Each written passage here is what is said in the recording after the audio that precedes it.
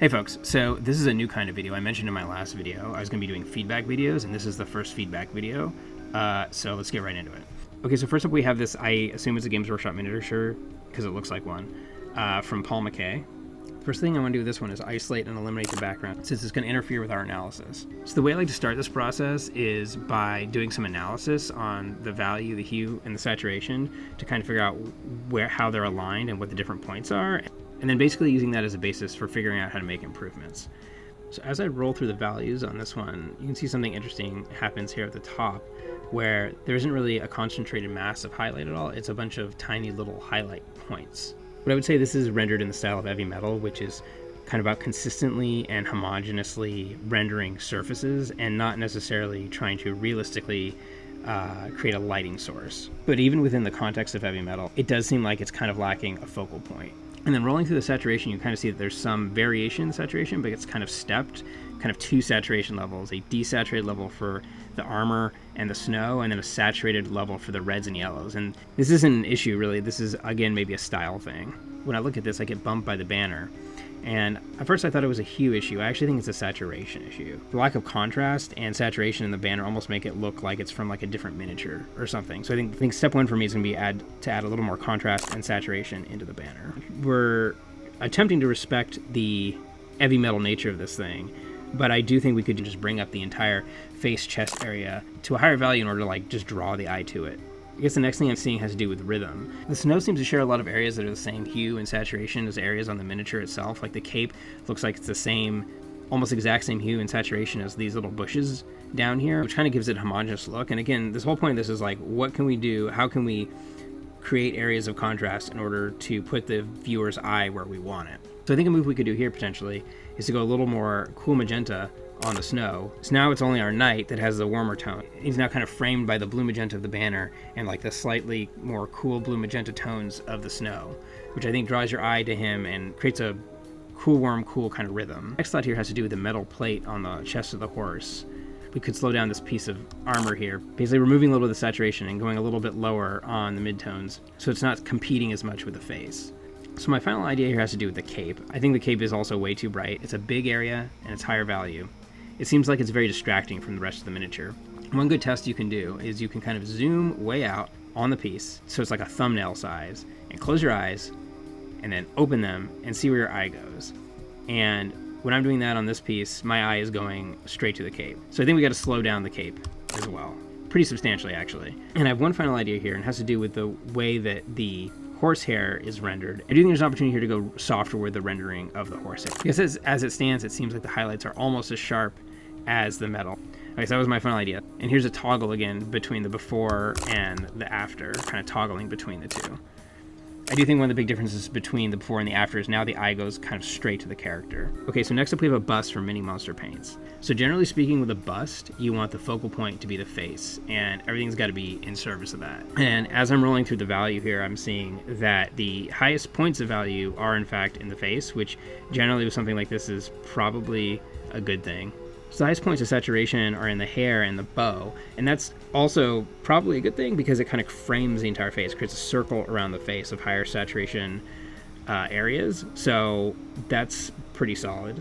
And then as I roll through the hue, we can see something that was probably pretty obvious just from looking at it, which is this entire thing is kind of monochromatic. It's not completely monochromatic in the sense that it has some hue variation, it's just the hue variation is super limited, which basically means from a color standpoint, we're saying that any contrast that happens on this miniature has to come from value and saturation. Hue is like not going to be a thing, and that's basically just a component of style. Generally speaking, I think this bust is in a really good place, but I do think we could do more to draw the eye to the face, but it has to be done within the context of these stylistic rules that have been established.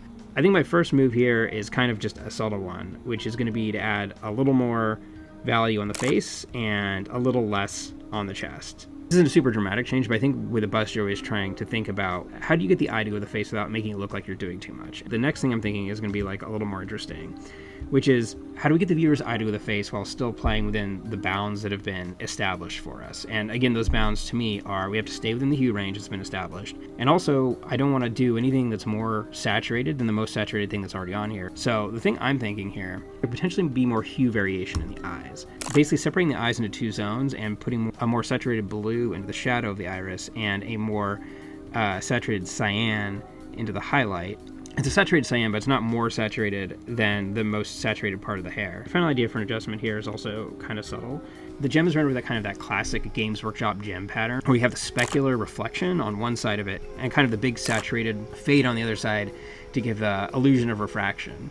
And even though it's something slightly different that's happening in terms of light in the eye, they have been rendered in a similar way. And so I do think we could add a little more saturation into the gemstone as well to kind of complete that loop of saturation around the face. Overall, I think pretty super subtle changes on this one. I think this one started in a pretty good spot, and I think the rules and boundaries of what they were trying to do were pretty firmly established. So I don't think there was a ton to do on this one.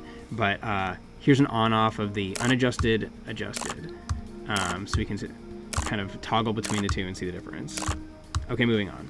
Next up, we have the skeleton from Clive Paints Minis. This one's actually a good opportunity to talk about the differences between painting for tabletop and painting a display model. I'm assuming by the base on this thing that it's for tabletop and not for display. For me, the critical differences between display are, with a display model, you're essentially painting for one angle. You have a hero angle, and the hero angle is going to be your photo. And if you're taking it to a competition, the hero angle will be also the angle at which you are encouraging the competition's photographers to take an angle from. You're encouraging them, for example, by the shape of the plinth and by how you position things. I think the classic example of that is like a square plinth versus a round plinth. Now, a round plinth doesn't have a front. If you're a photographer at a competition and you have a round plinth, and there's nothing to indicate what the front of it is, the photographer is just going to make their own compositional decision about what the front of your miniature is, which may or may not be what you thought the front of your miniature is. Which doesn't mean you can't use a round plinth. One way to get around it is to put something on the round plinth, like either the name of the piece or like an insignia or something like a symbol or something that basically indicates that, oh, this is the front of it. The reason I'm mentioning this is because when you look at something on a gaming base gives no indication as to the front of the model. And more importantly, with a gaming model, you're not thinking of it necessarily in terms of a hero angle or a hero photo, because, it's meant to be played on the tabletop. So the other big difference between a display model and a tabletop model is that display models are meant to be studied closely. Tabletop models are meant to be viewed from, I would say, several feet away. So I am making the conclusion here that this is a tabletop model. And I do think that with a tabletop model, I was talking on the other miniature about looking at it in a thumbnail. I think tabletop models should be considered almost like exclusively in a thumbnail, which is like zooming way out like this is more a representation of how it's going to be viewed at a distance, which is how it should be viewed.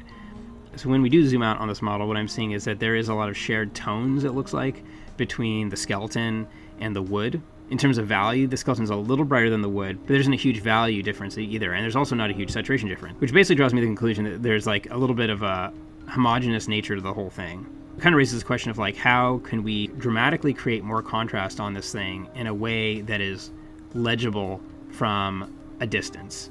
I think it's specifically important because when you're reading these things from a distance, if they are homogeneous, being able to identify what each of the different elements are can get really lost. So with this, because it kind of seems like it's painted kind of realistic, like there isn't like a super abstract use of color or anything like that, we don't want to dramatically change the hue or the saturation of the skeleton because it just wouldn't be realistic. So I think the thing to change here is the wood. I think the thing that we can do to differentiate the wood more from the skeleton to make it an easier read from a distance would be to go way down on the midtones, meaning the middle values get darker while maintaining some of the brighter points, and then going up on the saturation. Doing this adjustment immediately looks to me like a better read. But now I also want to see what we can do to differentiate the base. So my idea here with the base was also to go midtones down, but then also to pull it in like a way more cyan green direction, which it seems like something we could get away with and still have it be realistic.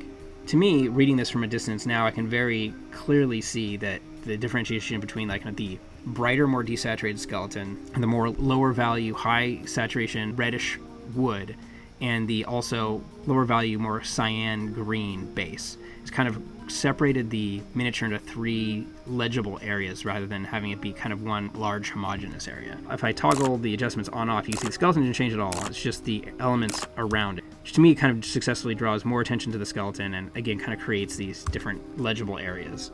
So next up we have this piece from Dom's Minis. This one's very clearly like very early work in progress.